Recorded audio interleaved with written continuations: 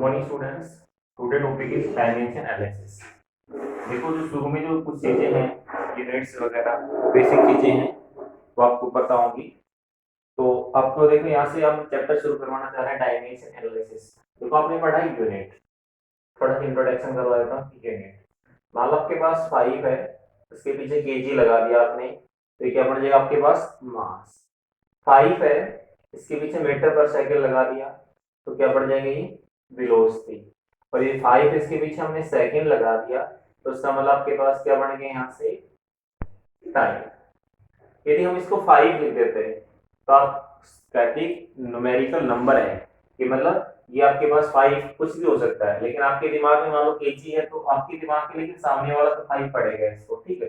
तो मतलब उस चीज का रिप्रेजेंट किया है हमने, मतलब उस टर्म का हमने रिप्रेजेंट किया है, तो इसका मतलब उस रिप्रेजेंटेशन को हम क्या बोलते हैं, यूनिट्स बोलते हैं, सिस्टम ऑफ यूनिट बोलते हैं, ठीक है। तो उसी प्रकार से डायमेंशन मतलब आपके पास यहाँ पे मास आएगा, उसको हम रिप्रेजेंट करेंगे कैपिटल एम से, और लेंथ आएगा उसको हम रिप्रेजेंट करेंगे कैपिटल एल से, और जब आपके पास टाइम आएगा तो आपके पास उसको हम रिप्रेजेंट कैपिटल टी से, और आपके पास यदि एम्पियर मतलब करंट की बात आएगी, एम्पियर यहाँ पे आएगा, उसको रिप्रेजेंट करेंगे ए से, और जहाँ पे टेम्परेचर मतलब केल्विन की बात होगी वहां पे रिप्रेजेंट करेंगे के से, ठीक है। अब इन सबको हम अरेंज करते हैं एम एल टी ए, और ये आपके पास के आ जाएगा, ठीक है। यहाँ से तो फॉर्मूला बनेगा आपके पास x is equal to M L T A K, ठीक है। m कितने टाइम्स आया है इसको रिप्रेजेंट करेंगे, l कितने टाइम्स आया है उसको b रिप्रेजेंट करेंगे, t कितने टाइम्स आया है उसको c रिप्रेजेंट करेंगे, a कितने टाइम्स आया है उसको d रिप्रेजेंट करेंगे, और k कितने टाइम्स आया आपके पास उसको हम e रिप्रेजेंट करेंगे, ठीक। यहाँ से तो आपके पास क्या आ गया, एम ए की वैल्यू -1 भी हो सकती है, बी की वैल्यू -1 हो सकती है, सी आपके पास प्लस हो सकता है, कुछ भी मतलब प्लस माइनस हो सकता है, ये डिपेंड करता है मतलब आपके पास m कितने टाइम्स आ रहा है। बीच अपॉन में है तो उसको ऊपर लेके जाए, मान लो आपके पास 1/m है तो फार्मूले में लिखेंगे m-1।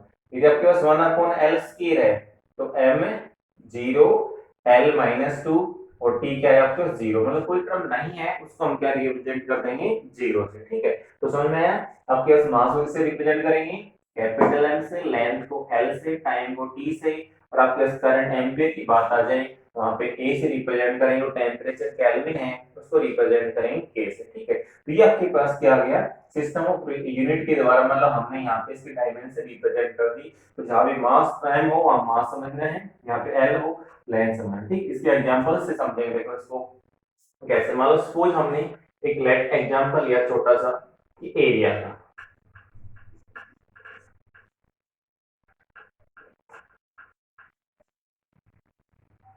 देखो बेटा एरिया आपके पास होता है L इंटू में बी, मतलब लेंथ इंटू में बार, ठीक है। लेंथ ये भी दूरी है और बार ये भी दूरी है आपके पास, तो इसका मतलब दोनों को L से रिप्रेजेंट करो, तो इसका डायमेंशन फार्मूला L लिखेंगे और इसका भी L लिखेंगे। L क्या आ गया, स्क्वायर आ गया। अब रिप्रेजेंट कैसे करेंगे, m है नहीं अपने पास, m की पावर 0, L 2 और t क्या आ जाए आपके पास 0 आ जाएगा। तो डायमेंशन फार्मूला क्या है, m0 L2 t0, ठीक है। अब मान लो आपके पास वॉल्यूम की बात करते हैं हम, वॉल्यूम होता है एल बी एक्स, ठीक है। तो लेंथ भी दूरी है, बर्थ भी दूरी है, और हाइट भी आपके पास दूरी है, तो इसके लिए एल, ये भी एल और ये भी आपके पास एल, तो क्या बनेगा एल की पावर 3, तो क्या आएगा m0 L3 और t क्या आएगा आपके पास 0 आ जाएगा, ठीक है। अब मान लो आपको कह दें कि वेलोसिटी का बारे में फॉर्मूला बताओ। नेक्स्ट एग्जांपल वेलोसिटी, वेलोसिटी क्या होता है, डिस्प्लेसमेंट अपॉन में टाइम, ठीक है। तो डिस्प्लेसमेंट एक प्रकार की दूरी है, देखो एक होता है डिस्टेंस, एक होता है आपके पास डिस्प्लेसमेंट। मान लो आपके पास कोई बंदा इधर से इधर गया, इधर से इधर गया, फिर इधर गया, और फिर आपके पास इधर आ गया, मतलब वो ऑन दी वे जा रहा है, मतलब रास्ता ऐसे ऐसे घूम के जा रहा है, लेकिन आपको यदि इसका शॉर्टकट पता है, आप यहाँ हैं तो आप डायरेक्टली कहाँ पहुंच जाएंगे, यहाँ पे पहुंच जाएंगे। तो जो ये वाली जो है आपके पास शॉर्टेस्ट डिस्टेंस, उसको हम क्या बोलते हैं, डिस्प्लेसमेंट, और ये एक्चुअल जो पार्ट ट्रेवल करके गया है इसको हम बोलते हैं डिस्टेंस, पाथ लेंथ। जो एक्चुअल पाथ के द्वारा दूरी ट्रेवल की है उसको हम क्या बोलेंगे, पाथ लेंथ या डिस्टेंस। तो एक प्रकार की दूरी होगी, दूरी के लिए क्या रिप्रेजेंट करेंगे, एल। नीचे क्या है, टाइम, तो टी, तो आएगा एम 0 L 1। अब टी ऊपर लेके जाएंगे आपके पास, तो टी की पावर कितनी आएगी, -1। ठीक है। नेक्स्ट देखो अपने पास है स्पीड। देखो स्पीड का जो फार्मूला होता है वो होता है डिस्टेंस अपॉन में टाइम। तो डिस्टेंस क्या है, आपके पास दूरी है, लेंथ है, उसके लिए एल, सेम इसका टाइम का टी, तो आएगा m 0 L, एल कितना आएगा 1, और टी क्या आ जाएगा माइनस। ठीक है। अब आपके पास आता है नेक्स्ट टर्म आती है डेंसिटी। तो डेंसिटी क्या होता है फार्मूला, मास अपॉन में वॉल्यूम। सिर्फ आपको ये फार्मूले याद करने हैं, ये याद नहीं करने, मास अपॉन में वॉल्यूम। तो मास, मास के लिए क्या रिप्रेजेंट करेंगे हम, m, और वॉल्यूम का हमने निकाल लिया, एल क्यूब होता है, तो L3, तो क्या आएगा m 1, एल ऊपर जाके -3, और टी की वजह आपके पास 0 है। ठीक है, यहां से तो इसका डेंसिटी का वजन फार्मूला क्या है, m1 L-3 T0। ठीक है। अब मान लो आपके पास है एसिलेशन। नेक्स्ट एग्जांपल है एसिलेशन। एसिलेशन क्या होता है आपके पास फार्मूला, वेलोसिटी अपॉन में टाइम। ठीक है, वेलोसिटी का हम डायरेक्ट यूज कर सकते हैं, डिस्प्लेसमेंट अपॉन टाइम लिखना चाहो शॉर्ट फॉर्म में, डिस्प्लेसमेंट अपॉन टाइम कर दो, इनटू में क्या है 1 अपॉन में टाइम। डिस्प्लेसमेंट का क्या होता है एल, टाइम का टी, इसका भी टी, तो क्या आएगा m 0 L 1, और टी क्या आएगा ऊपर जाके -2। ठीक है। अभी देखो नेक्स्ट एग्जांपल अपने पास हम पढ़ रहे हैं फोर्स। फोर्स होता है मास इनटू में एक्सीलरेशन। तो देखो मास के लिए हम क्या रिप्रेजेंट करेंगे, m, एक्सीलरेशन कितना है L1 T-2, तो आएगा m1 L1, और t क्या आएगा आपके पास -2। तो किसका आ गया आपके पास फोर्स। ठीक है, तो आपके पास एग्जांपल समझ में आए। अब देखो नेक्स्ट एग्जांपल अपने पास है एनर्जी का या वर्क का, पढ़ लेते हैं पहले।